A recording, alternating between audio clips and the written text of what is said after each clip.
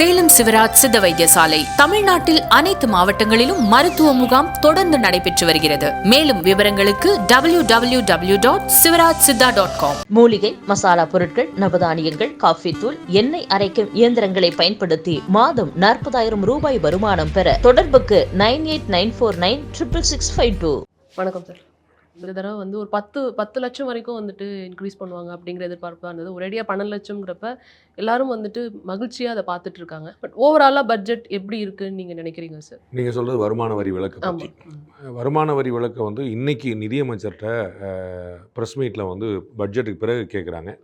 அதில் அந்த செய்தியாளரே ஓப்பனாக சொல்லிட்டார், நாங்கள்லாம் 10 லட்சம் வரைக்கும் தான் எதிர்பார்த்தோம், நீங்கள் 12 லட்சம் கொண்டு போயிட்டீங்கன்னு. இதற்கு முன்னாடி 2 க்ளூ இருந்ததா எங்கள் தம்பிகள் சொன்னாங்க. வந்து பிரைம் மினிஸ்டருடைய ப்ரெஸ் மீட்டில் அந்த பட்ஜெட் கூட்டத்தொடர் 31ஆம் தேதி தொடங்கின போது இதில் வந்து நல்ல மக்கள், நடுத்தர மக்களுக்கும் சாமானிய மக்களுக்குமான நல்ல செய்தி இருக்குங்கிற க்ளூ. அதே மாதிரி ஜனாதிபதியுடைய உரையில் வந்த ஒரு க்ளூ. இந்த ரெண்டுமே வந்து கட்டாயமாக ஒரு டேக்ஸ் ரிபேட் வந்து இன்க்ரீஸ் ஆகுங்கிறதுல ரொம்ப தெளிவாக இருந்தாங்க. 7 லட்சம் வரைக்குமான டேக்ஸ் வந்து ரிபேட் இருக்கும், நமக்கு வந்து கட்ட வேண்டி இருக்காது அப்படிங்கிறது. அதை 12 லட்சமாக உயர்த்தணுங்கிறது ரொம்ப முக்கியமான விஷயம். அது வந்து 8ஆவோ 9ஆவோ 10ஆவோ ஆக்கியிருந்தாலும் எல்லாரும் இதே சந்தோஷம் தான் பட்டிருப்பாங்க. பட் 12 லட்சமா உயர்த்தணும் ரொம்ப சிக்னிஃபிகன்ட். இதில் கவனிக்க வேண்டிய ஒரு முக்கியமான பாயிண்ட் என்ன அப்படின்னா, இன்னைக்கு 2025 பிப்ரவரியில் பண்ணியிருக்கக்கூடிய இந்த டாக்ஸ் ரிபேட்டை ஜஸ்ட் ஒரு வருஷம் முன்னாடி அவங்க கவர்மெண்ட் தான் 2024 பிப்ரவரியில் முன்னாடி உள்ள இன்டரிம் பட்ஜெட்டில் அவங்க போட்டிருந்தாங்கன்னா அவங்களுக்கு வந்து இந்த 240 சீட்டுங்கிறது 330 சீட்டாக மாறி இந்த கொண்டாட்டம் காமன் மேனுக்கு போய் சேர்ந்திருக்கும். எதிர்க்கட்சிகள் வந்து இன்னைக்கு வந்து என்ன விமர்சனம் பண்ணுறதுன்னு தெரியாமல் முழிக்காங்க. எல்லாரும் ரிட்டாரிக்காக விமர்சனம் பண்ணியிருக்காங்க. ஏன்னா அவங்களுக்கு வந்து கன்சால்டாக ஒரு இந்த பிரச்சனையில் இருக்குது, இப்படி இருக்குன்னு சொல்ல முடியாமல்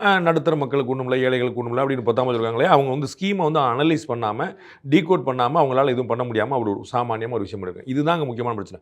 அப்போ ஒரு ஓட்டுக்காக நடக்கக்கூடிய ஒரு அரசாக இருந்தால் கடந்த தேர்தலே பண்ணியிருப்பாங்க. அவர்களுக்கு அது இல்லை நோக்கம், பொருளாதார நிலைமை எப்படி இருக்குன்னு தான் பார்க்கணும். பொருளாதாரம் நல்லா இருந்தால் நிறையா கொடுப்போம், பொருளாதாரம் மோசமாக இருந்தால் நம்ம வந்து லேட்டாக கொடுப்போம் அப்படிங்கிற அந்த தன்மை தான் அவங்களுக்கு வந்து லாஸ்ட் இயர் இதையே பண்ணாமல். நீங்கள் யோசிச்சு பாருங்கள், போன வருஷம் வந்து 2023 7 லட்சம் வச்சிருந்தாங்க. 2024 10 லட்சம் வாங்கியிருக்கலாம்ல, இன்னைக்கு 12 லட்சம் வாங்கியிருக்கலாம்ல, இல்லை 2024 12 லட்சம் வாங்கியிருக்கலாம்ல. அப்போ கொடுக்குறன்னு ஆகி போச்சுன்னா நீங்கள் முன்னாடி வச்சிருக்கலாம். அப்படி இல்லைங்கிறதுக்கு இது ஒரு நல்ல உதாரணம்.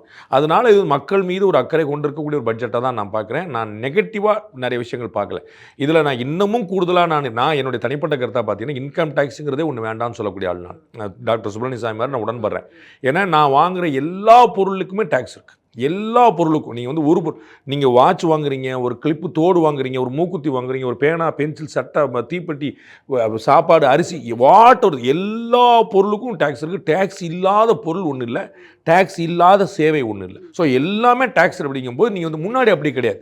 முன்னாடி வந்து அந்த ஜிஎஸ்டிங்கிறது முதல்ல ஆரம்பிக்கப்பட்ட போது ஒரு 10 பொருள் 20 பொருள் கொடுத்துட்டே வர்றாங்க. இதுக்கெல்லாம் ஜிஎஸ்டி உண்டு, ஜிஎஸ்டி.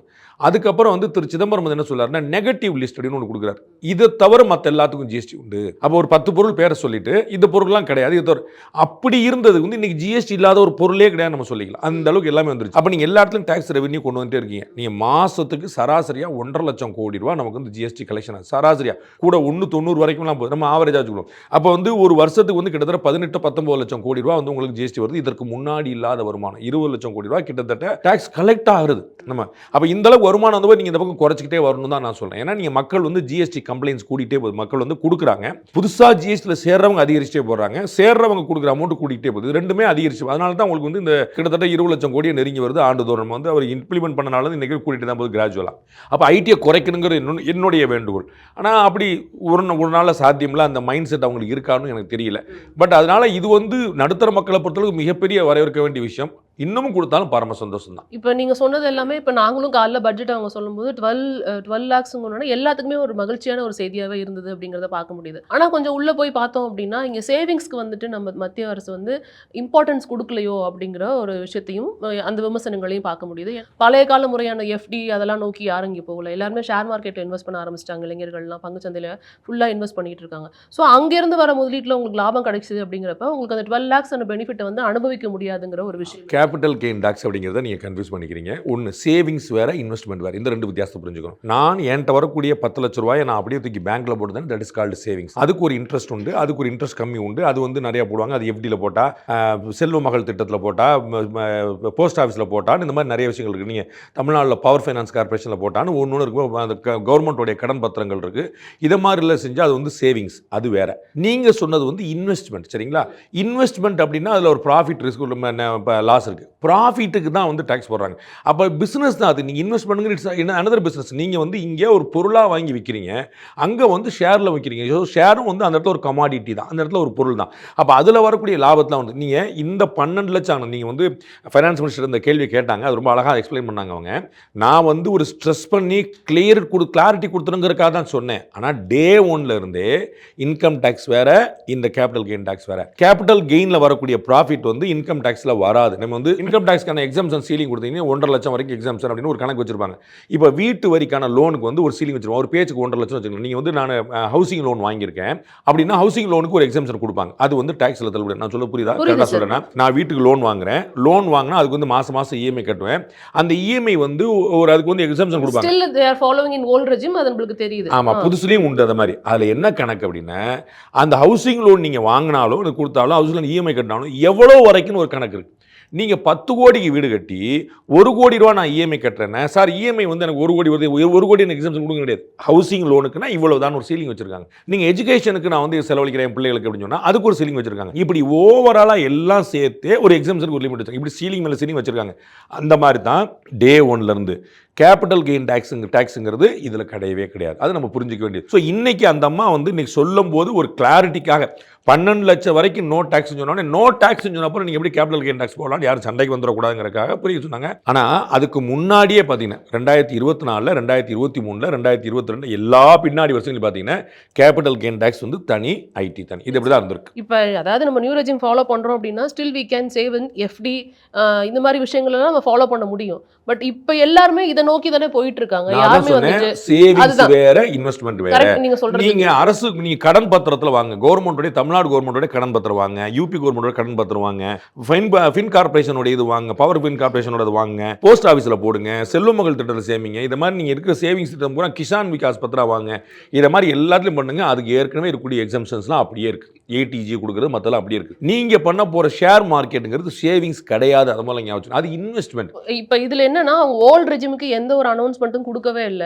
நியூ ரெஜிம் ஃபாலோ பண்றவங்களுக்கு மட்டும் தான் ஆப்வியஸா ஓல்ட் ரெஜிம்ல இருந்து வெளியே வர தான் ட்ரை பண்ணுவாங்க. இன்னைக்கு தமிழ்நாடு கவர்மெண்ட் 2021 நம்ம சட்டமன்ற தேர்தலுக்கு வாக்குறுதி கொடுக்கும்போது நாங்க பழைய ஓய்வூதிய திட்டத்தை கொண்டு வரும்னு சொன்னாங்களே, கொண்டு வந்தாங்களா? உங்களுக்கு புரியுதுங்களா? அதுலேருந்து எல்லாரும் வெளியே வரும். ஏன்னா அது பெரிய பாடு, பெரிய செலவு, எந்த பிரயோஜனமும் கிடையாது. அதுலேருந்து ஓல்டு ரெஜிம்லேருந்து வெளியே கொண்டு வந்தோம். அப்போ நியூ ரெஜிமுக்கு எக்ஸ்ட்ரா பெனிஃபிட்ஸ் கொடுத்துட்டே இருப்பாங்க. அப்போ தான் நீங்கள் ஆட்டோமேட்டிக்காக அங்கே போவீங்க. என்னுடைய ஆடிட்டர் காலில் எங்கள் சேனலில் லைவில் பேசும்போது சொன்னார், 65% வந்து உள்ள நியூ ரெஜிமுக்கு போயிட்டாங்க, 35% ஓல்டு ரெஜிமில் இருக்காங்க. இப்போ இந்த அறிவிப்புக்கு அப்புறம் கண்டிப்பாக 90% அவங்க வந்து நகரத்துக்கான வாய்ப்பு. எல்லாருமே அப்படி தான் நகரம். அது நகரம் நோக்கிறக்காக தான் போகிறாங்க. நம்ம பழசு அப்படியே பழகிட்டேங்கிறக்க அப்படி போக முடியாது. நீங்கள் 1100 நோக்கியா ஃபோன் வச்சிருந்தீங்க, ஓகே சந்தோஷம், அது செல்லாமலாம் கிடையாது. ஃபோன் ஹலோ கேட்கும், எல்லாம் கேட்கும். ஆனா இப்போ வந்து எல்லாரும் அடுத்த மாடல் நோக்கி போயிட்டாங்க. இப்போ நம்ம டாக்ஸ் அசம்ப்ஷன் பண்ணதா இருக்கட்டும், நம்ம வந்து அந்த விஷயங்கள் விலக்கு அளிக்கப்பட்ட விஷயங்கள்லாம் நம்மளுக்கு இப்போ நியூ ரெஜிமுக்கு போனா எப்படி நம்ம வந்து பெனிஃபிட் வந்து வேற மாதிரி நம்ம பார்க்கணும். அவ்வளவுதான். ஓல்டு ரெஜிம்ல வச்சுக்கோங்க. உங்களுக்கு என்ன பார்க்கணும், நீங்க ஓல்டு ரெஜிம்ல இன்னமும் வந்து காலி பண்ணாம வச்சிருக்காங்களேன்னு சந்தோஷப்படும். அதுவும் லைவ்ல இருக்குது. நீங்க அதோ இஃப் யூ வாண்ட் டு, நீங்க சொன்னதுமே வந்துட்டு அடுத்த கேள்வி அதான் வரும். இப்போ அடுத்த வருஷம் திருப்பியும் வந்து பட்ஜெட் அனௌன்ஸ் பண்ணும்போது ஆல்ரெடி 90% இங்க வந்துட்டாங்க, அதை யாரும் ஃபாலோ பண்றது இல்லைன்னு அதை கைவிடுறதுக்கும் இங்க வாய்ப்பு இருக்குல்ல. அந்த மாதிரி நடந்தா நடக்கும். 90% நீங்க சொன்ன மாதிரி வந்துட்டாங்க நடக்கும். இப்போ வந்து ஆடிட்டர் சொல்றாங்க 65% ஏன்ட்ட. அது வந்து ஒவ்வொரு ஆடிட்டர் வேரி ஆகலாம் போல. நமக்கு அவர் சொல்ற லைவ்ல என்ன சொன்னாருன்னா 65% எங்களுக்கு வந்து நியூ ரெஜிம் தான் போறாங்க. அது 90% ஆட்டோமேட்டிக் மெஜாரிட்டி வின்ஸ் தானே. அது ஆட்டோமேட்டிக் வெகு மக்கள் பூரா என்ன சொல்றாங்களோ அதானே கேட்கணும். எல்லா மக்களும் அந்த பக்கம் போறாங்க, நீங்க எதுக்கு பிடிச்சி தொங்கன பழச பிடிச்சிட்டு. Very simple. அப்ப கன்செப்ஷனை நோக்கி மக்களை தள்ளுறாங்க அப்படிங்கிற மாதிரி தானே தோணுது இங்க. அப்படி யோசிக்க கூடாது. ஏன்னா நீங்க நிறைய செலவு பண்றதுக்கான வாய்ப்புகள் இங்க அதிகமா இருக்கு. அப்படிங்கிறப்ப உங்களுக்கு ஆட்டோமேட்டிக்கா அவங்க ஜிஎஸ்டில எல்லாத்தையும் எடுத்துருவாங்க அப்படிங்கிற ஒரு விஷயமும் இங்க பார்க்கப்படுது. உங்கள்கிட்ட வருமானம் அதிகமா அதை நீங்க செலவு தான் பண்ணணுங்கிற அவசியம் இல்லை. முதலீடுகளா பண்ணலாம் தாராளமாக. யார் தடுக்கிறா? உங்களுக்கு வந்து என்ன பிரச்சனை இருக்கு? நான் ஏற்கனவே சொன்ன போல நீங்கள் வந்து எல்லா முதலீடு திட்டங்களையும் கொண்டு போய் சேருங்க. எல்ஐசியில் போடுங்க. இப்போ பியூட்டிஃபுல்லாக வந்துருங்க. 2 வீடு வாங்கினா ஓன் வீடுன்னு கணக்கில் வச்சிருக்காங்க. இப்போ நீங்கள் பார்த்தீங்கன்னா ஒரு வீடு வச்சிருக்கீங்க, அது மட்டும்தான் உங்கள் யூஸுக்கு நீங்கள் இருக்குது அப்படின்னா இன்னொரு வீடு வந்து அதில் ரெவன்யூவாக கணக்கு பண்ணுவாங்க.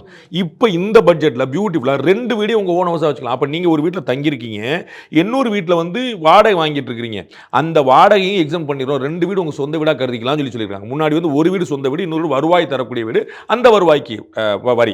இது வச்சிருந்தாங்க. இந்த பட்ஜெட்ல 2 வீடு உங்க சொந்த வீடா வருவாய்க்கு வரிங்கிறத விட இன்னொரு வீட்டுக்கு நீங்க லோன் பே பண்ணிட்டு இருந்தா அதை நாங்க கணக்குல எடுத்துக்க மாட்டோம் அப்படிங்கறது தான் அவங்க அதான் சொன்ன சொல்றேன். விஷயம். 2 வீடுமே ஓன் வீடு. ஒரு வீடுக்கு தான் கணக்கு வச்சிருப்பாங்க. நம்ம என்ன சொல்லுவோம்னா ஒரு வீடு தான் வந்து அவசிய தேவை, அது வந்து அடிப்படை தேவை. வீடு, வாசல், குளம், சாப்பாடு, துணிமணிங்கிறது அடிப்படை தேவை. அதனால கூட 2வது வீடுனா அது வந்து லக்ஸுரி நம்ம கணக்குல. இப்போ நீங்க என்ன நினைப்பீங்க, நான் சம்பாதிச்சு சொந்தமா வீடு வாங்கினா சந்தோஷப்படுவீங்க. அப்பா வீடு வச்சிருப்பாங்க, அம்மா வீடு வாங்கி கொடுத்துருப்பாங்க. ஆனா நீங்க நினைப்பீங்க ஏன் சம்பாதித்து வாங்கினா ஒரு வீடு நினைப்பீங்க. அப்ப என்னுடைய கொடுத்தது ஒரு வீடு நினைப்பீங்க. அந்த மாதிரி இருக்க ஒரு வீடு தான். 2வது வீடு நீங்க வாங்குனீங்கன்னா அப்பா ஒரு வீடு வச்சிருக்காரு உங்களுக்காக, நீங்க ஒரு வீடு வாங்கிட்டீங்க உங்களுக்காக, திருப்பி 2வது அது லக்ஸுரி.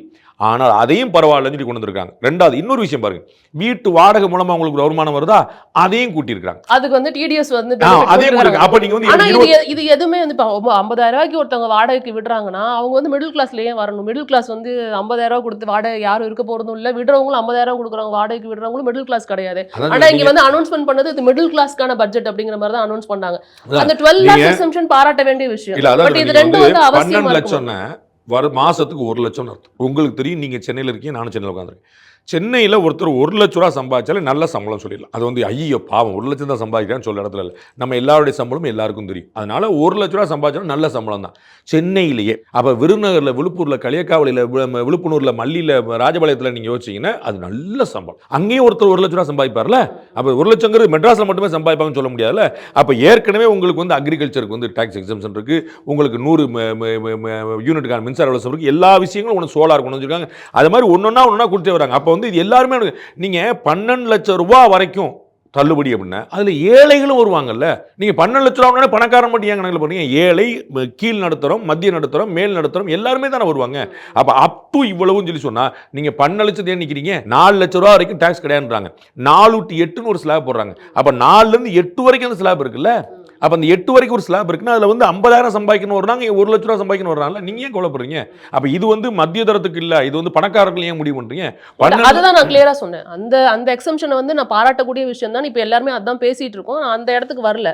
ஆனா இதெல்லாம் வந்து எந்த விதத்துல பெனிஃபிட்டா இருக்கும் மிடில் கிளாஸ்க்கு அப்படிங்கறது ஏன் கொண்டாடுறாங்க? இன்னைக்கு நீங்க பார்லிமெண்ட்ல ஒரு விஷுவல் தயவுசெய்து நீங்க எடுத்து போடணும். முன்னாடி நான் எடுத்து போறேன் எங்களோட சேனல்ல. அந்த பட்ஜெட் உரை வாசிச்சு முடிச்ச உடனே எல்லா எம்பிகளும் வந்து நிர்மலா சீதாராமனுக்கு அவ்வளவு பாராட்டு. யூ ஓன்ட் பிலீவ், எல்லாம் மொச்சிட்டாங்க, மாதிரி வந்து பாராட்டிட்டு இருக்காங்க.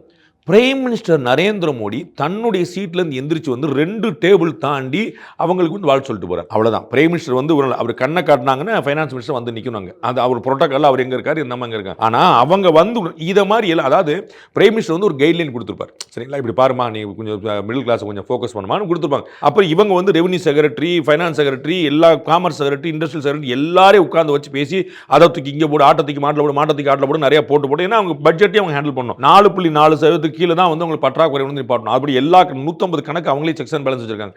அது உள்ள கொண்டு வரணும். அண்ட் நம்ம ஜிடிபி வந்து கூட்டணும், மத்திய தரம் இருக்கணும். ஒரு பெரிய காம்ப்ளிகேட்டட் ப்ராசஸ் இந்த வராது. அப்போ அவ்வளோ பியூட்டிஃபுல்லாக பண்ணியிருக்கீங்களேன்னு சொல்லிட்டு பிரைம் மினிஸ்டர் வந்து அப்ரிஷியேட் பண்ணுறார்.